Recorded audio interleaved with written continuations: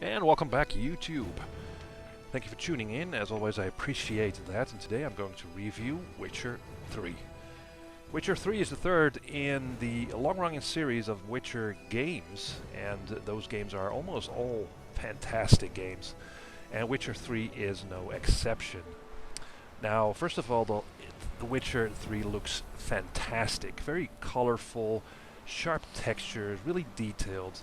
It's really an amazing world. It's not a completely open world, yet you get a bunch of quite large areas for you to explore and to travel between.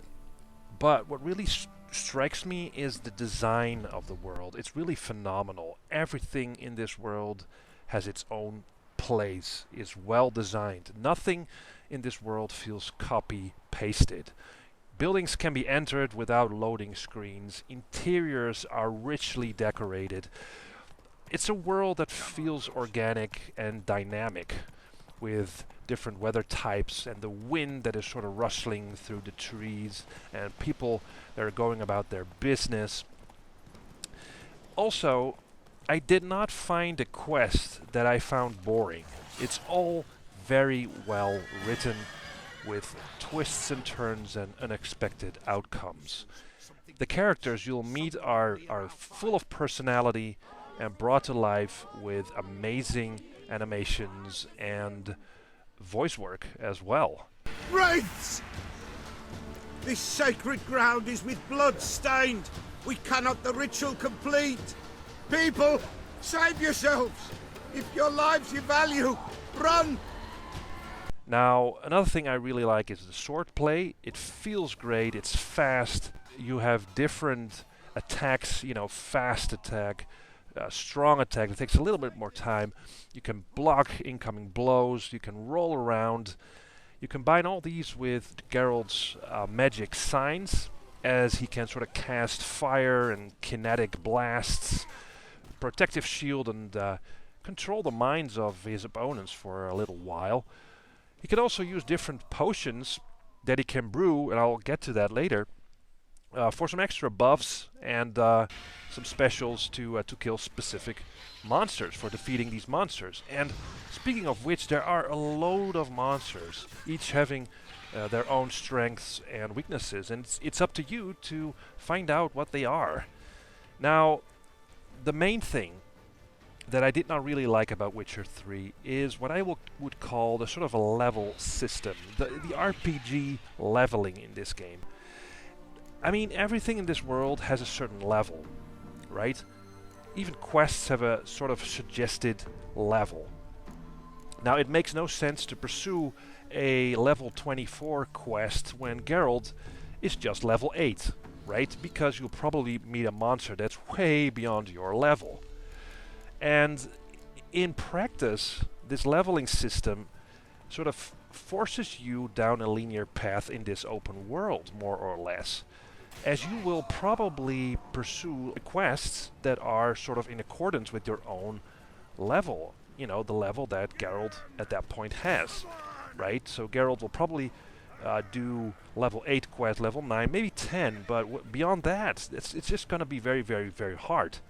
And this system, that content is not excluded from you, but it takes a while to pursue a certain amount of content, feels old, mechanical, and is also very limiting, because you might stumble upon a quest and the NPC will tell you a great story, and you'll think, yeah, I want to do this quest, and it turns out it's a very high level quest, and you won't be able to do it when you're a lower level, right?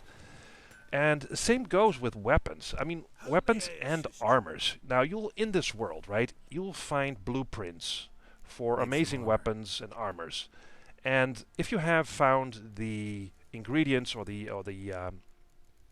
materials for these weapons and armors, you can go to a craftsman and he can forge you the weapon or the armor. But again, it could be that you just found a blueprint for a very high level weapon, and you are able to actually craft it, and you are able to craft a high-level armor, but you cannot use it until you've reached a certain level yourself as a character. So the result of this is that you'll be carrying around amazing swords and armors just waiting there in your inventory until you reach a certain level. And that makes no sense. You know, why is Geralt able to craft a specific armor or a specific sword but cannot use it? I mean, Geralt knows how to swing a sword, right? Geralt knows how to put on an armor. So it makes just no sense. You know, it breaks the immersion for me to have all these items in your inventory that you just can't use. Now, on the subject of inventory, you can also brew potions, like I said, and use those in combat, right? Potions to enhance your sword for the time being. Now, potions require ingredients, and in this world you'll find all these plants and flowers and all these ingredients, and you're gonna pick those up because you want to brew these potions. But the inventory, I mean, with all the items and all the blueprints and all the recipes you'll find in the world, your inventory will be cluttered with all kinds of stuff, and it's just a pain to navigate the inventory. And it's, you know, looting in this game feels like busy work. I mean, you're gonna pick up all the stuff you'll find because you never know if you're gonna need it to brew a potion or to craft an item. So you'll be taking everything you'll see. So this system, this RPG system, I'm not saying it's broken, and I'm not saying it's not rewarding, because it is fun to at some point be able to wear the armor and to use the specific sword you've been waiting for, or to pursue this quest that you thought was really amazing. So in a way that is rewarding, but also it's not very organic, even though the whole world just oozes this feeling of openness, but it just feels limiting in terms of actual gameplay. This game is sort of schizophrenic in a way, because it's so amazing, and the writing itself for me probably makes this game of the year in 2015.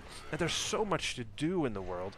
I'm not, you know, you can also free prisoners, you can find treasures. I mean, sure, you can do that, and you don't need a specific level cap. Well, you do it sometimes, because especially treasure chests are guarded by monsters that are leveled.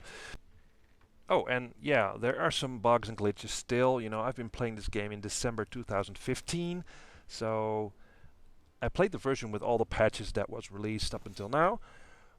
But there are some strange things that I encountered. I'll end the video with a bunch of that. But still, you know, all in all, this is a very good game. You know, it's very good. It's brilliant in its storytelling.